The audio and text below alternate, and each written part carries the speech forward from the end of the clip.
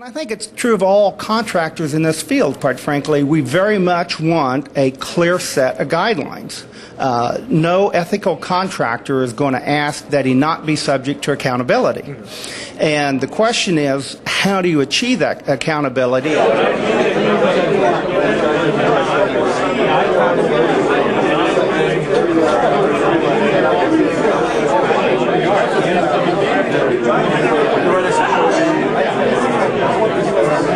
Hi everyone, Spencer Ackerman here from TPM Media. It's October 29th, and as you can see behind us, we're here in Washington at the International Peace Operations Association's annual conference. IPOA is an organization representing more or less the nations and internationally private security contractors. Blackwater was up until recently a member, and its most famous member. They've dropped out after the Nisour Square incident, an ethics investigation that was going on there. This is Mr. Doug Brooks. He's the president of the International Peace Operations Association, the joint lobby think tank advocacy group for private security contractors. And this is his conference today. What is your code of conduct? How do you enforce ethical standards among your membership, and what happens if a company is found to violate them? No, absolutely. It's a great question. We have essentially the code of conduct. It's a two-page document. It's very short and basically says these are the principles that our codes agree to abide by ethically.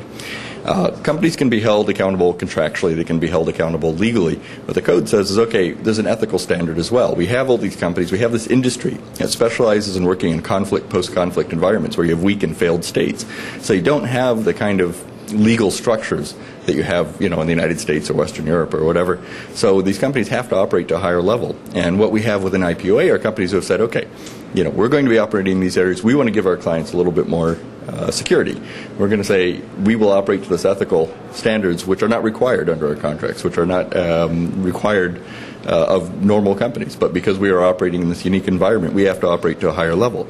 The code, anybody can bring a complaint against our members based on that code of conduct. They can there's an online site where they can say this company is operating unethically and here's what they're doing in the field. Does this cover things like money that's been furloughed away? There have been, obviously kickback complaints and allegations and investigations in both Iraq and Afghanistan by some private contractors. And also, obviously, we should talk about some of the shootings and potentially wrongful death operations or wrongful death results that have occurred in Iraq and Afghanistan. What's your role in some degree of oversight over that under the Code of Conduct? Well, obviously, we're not a governmental organization, so we're limited as we say. We can't throw somebody in a dungeon or something like that. We have to rely on governments to do a lot of the enforcement. And I think that's been one of the problems lately is governments are not doing the enforcement. You can have the best law in the world, but if nobody's enforcing it, then that's a problem. What we can do is sort of address a larger, broader issue. Is that company actually operating ethically, or is there a really more fundamental problem that we as an association, as a trade group, has to deal with? And how many investigations or inquiries have you launched over the last couple years, say from the start of the Afghanistan war, the start of the Iraq war? There's been surprisingly few, and it's interesting because anybody can bring a complaint. I mean, we rely on NGOs, we rely on governmental people to bring these complaints because we can't be everywhere.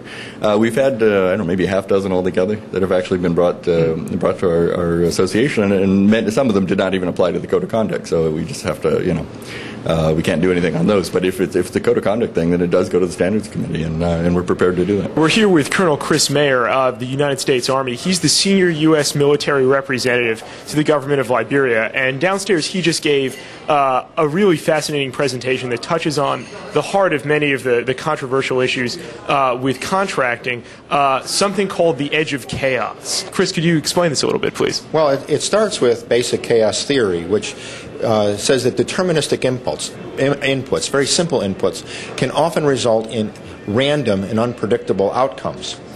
On the other hand, what you want is there's the idea of a complex system where each of the different moving parts kind of like independently and without thinking about it work with each other towards consistent output. The idea of edge of chaos is that may not be any better than the chaotic environment, because when you're involving people, what you want is you want to have a situation where people can give free rein, or at least controlled free rein, to their imagination and innovation.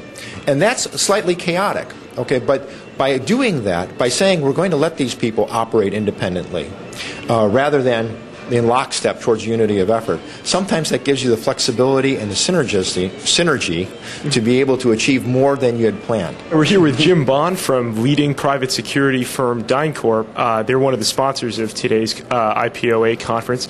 And I wanted to ask you, Jim, what's your reaction to this controversy that's been bubbling up from one of your competitors, and I guess in this case one of your co-contractors on the State Department contract to protect diplomatic security? What has it meant for you? What has it meant for the image of private security contractors? What changes do you hope it'll engender? Well, and you hit on a key subject there, and that is they're both a competitor company, but they're also one of the three of us that are have parts of the WPPS program. And the real reaction is it's very tragic, it's very unfortunate, and frankly nobody wins out of all of that.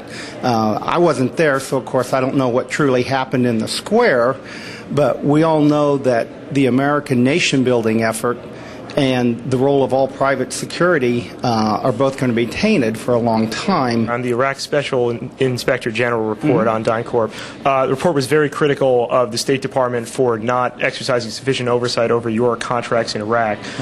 There was the tenor throughout the report that DynCorp has something to hide or is not perhaps disclosing fully what it's done with the money you guys have contracted out. What was your reaction reading that report, and how would you assure both the State Department and the general public that DynCorp is a responsible steward of this contracting money? We cooperated 100% with SIGIR as they were putting their report together, as we have with Congressman Waxman's committee and all the contracting officers and everybody else. When they come to us for information, and people don't realize just how many hours contractors burn up, but it's part of their duty, so no complaints there. The figure you saw, I think it was last week, that made the press so much is this $1.2 billion that was unaccountable for.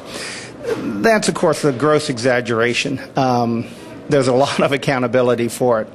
There's no doubt that... Well, what happened to the money? Well, the contract that it was under was a civilian police program, and their money went to the salaries of civilian police mentors. It went to purchasing the equipment for them to wear. It went to building the training facilities to train the Iraqi police. It went to vehicles. You can really go down through there and show where, in big chunks, I mean, I don't have the penny for penny budget in front of me, but you can show in big terms where it all went. Did you show that to SIGIR?